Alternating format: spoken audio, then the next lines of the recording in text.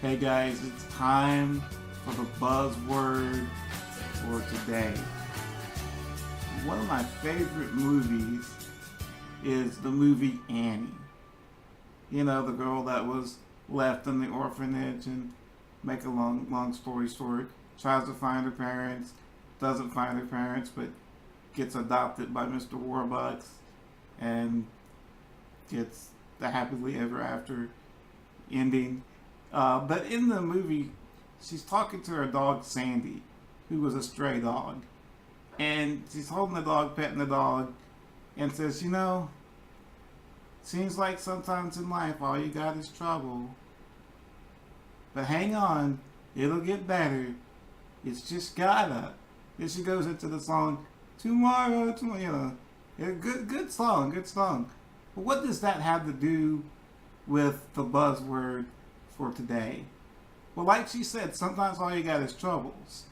And there's a lot of troubles in our lives, whether it be financial difficulties. We all suffer in that regard. It may be a job situation, sickness, disease. And, I know a whole lot about that. And that it's difficult. It's hard to get through. Divorce. You have depression, the death of loved ones, and that hurts. And these trials are difficult and they're burdensome. But did you know that we can have joy and peace in these trials? A lot of people take issue with that and don't understand how that is possible. But the Bible tells us in 1 Peter chapter 1 and verse 6, it says, in this you rejoice.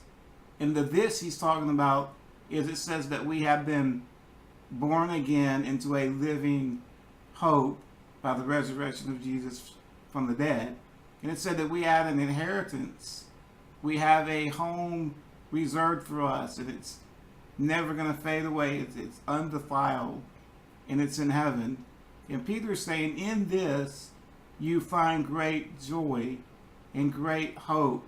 It's as though now, for a little while, if necessary, you have been grieved by various trials.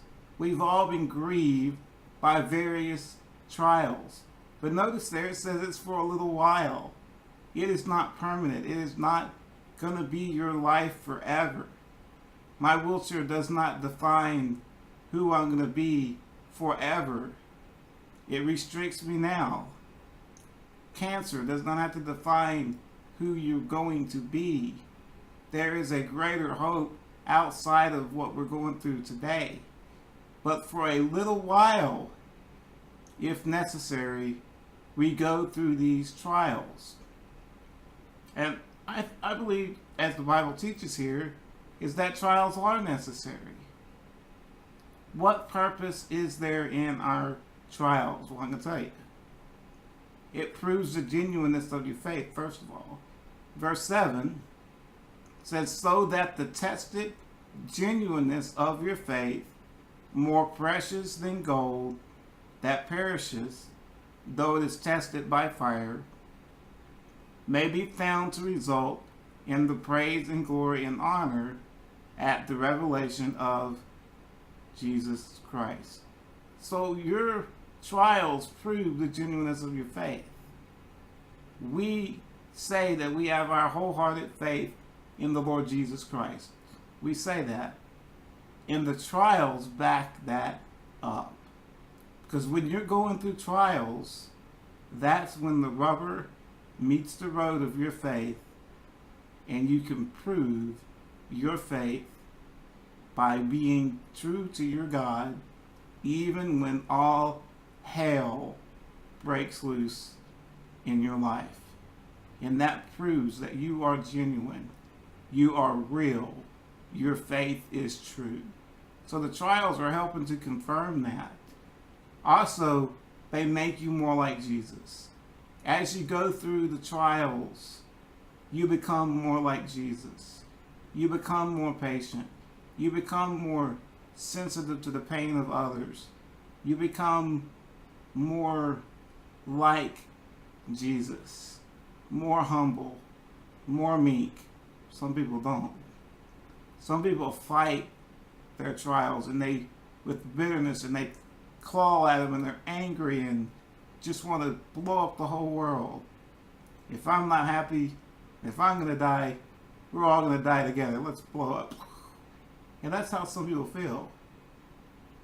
You might feel like that today. Don't. Don't waste your pain and suffering. Use it to grow, to be more like your God. And the last one, it draws people to Jesus. When people see you go through pain, they see you go through trials, they see you struggle with the death of a loved one, they see you cry your eyes out because your loved one has passed away, but they also see that the sun comes up in your life the next day. And they see that God has sustained you through it. That's your buzzword for today. It's time for me to buzz off.